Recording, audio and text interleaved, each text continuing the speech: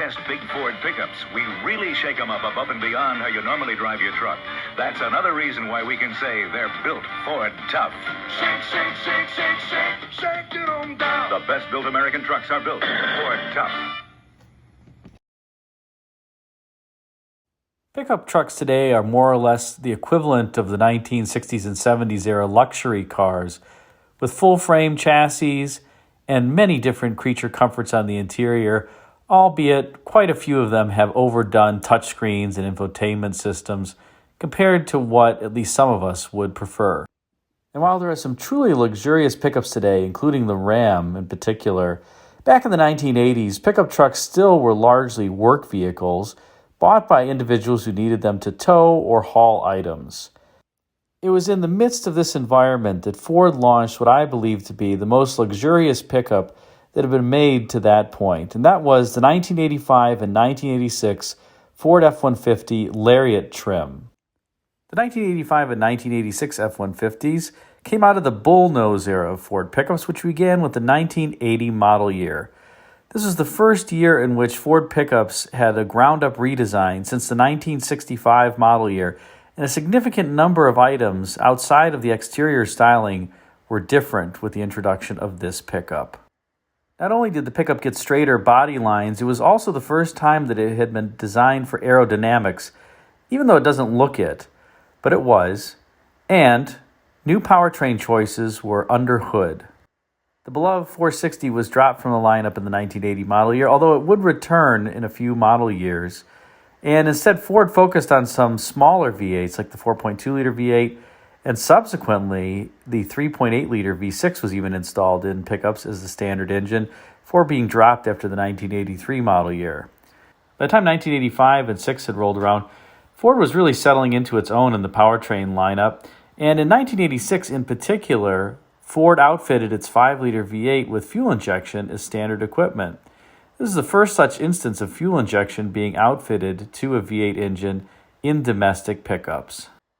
The 1985 model year also saw the introduction of what I believe to be the most luxurious to date interior ever put in a pickup, and that was this new for 1985 Lariat trimmed F-150 interior.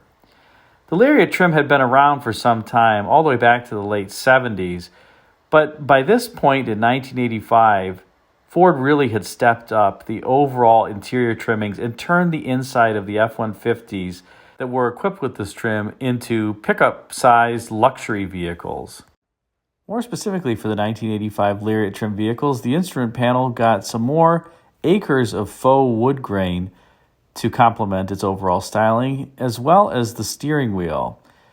Door panels became extremely plush, with soft velour cloth cloaking the upper portion of the door panel, with the cloth being used on the door panels matching that of the extremely luxurious and comfortable velour seats.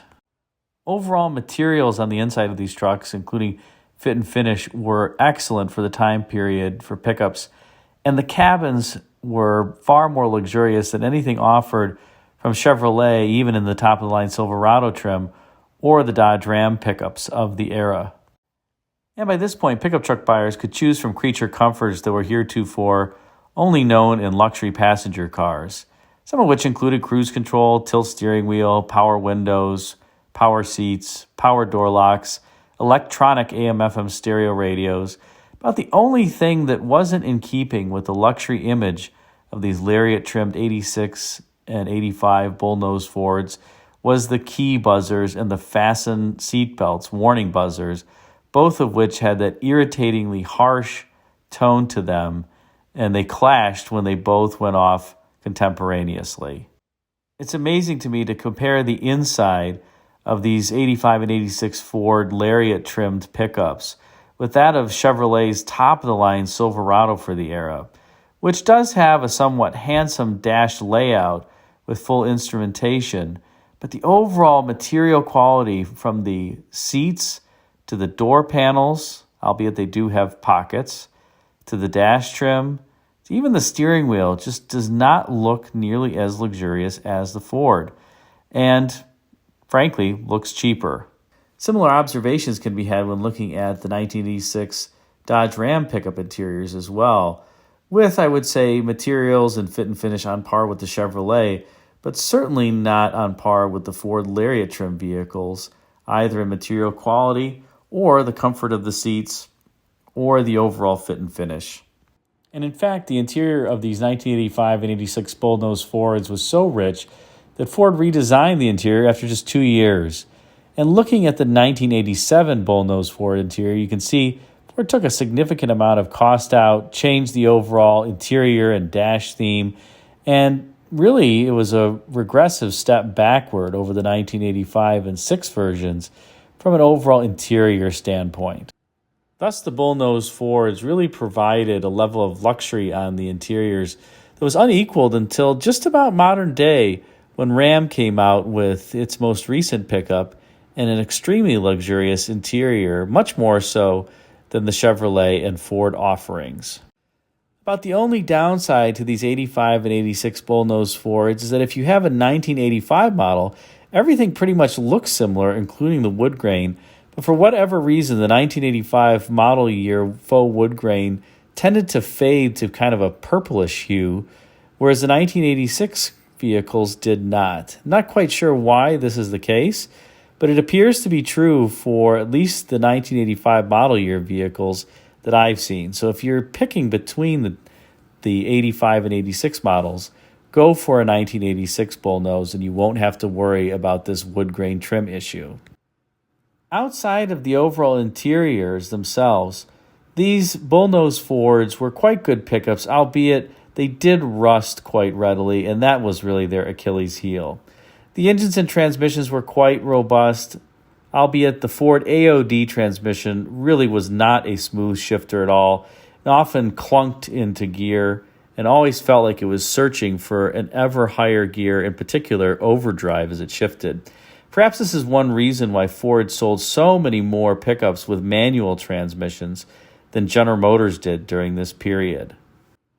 Another Achilles heel of these bullnose Fords can be the front end, and in particular the twin I-beam style front end that Ford employed. On the four-wheel drive vehicles, this setup did enable independent front suspension, which was different from the competitive makes that had solid axles up front. But if you talk to anybody who owned an alignment shop back in the era, most of them disliked these twin I-beam Ford front ends, as a number of them don't even have caster and camber adjustments. And the service manuals state that if the caster and camber are out of specification, that you're to replace the twin I-beam setup. Aside from these issues, the bullnose Fords really are quite reliable, except in the early model years when they did use some early electronic feedback carburation systems that were not quite fully developed at the time, I would say. Albeit these carburetors can be retrofitted with Autolite 2100 two-barrel carburetors, and the engines will run just fine. The rest of the powertrain components, including the transmissions and the rear ends, are generally quite durable, though I don't find the Ford AOD transmissions to be as rugged and durable as the previous C6 3-speed transmissions.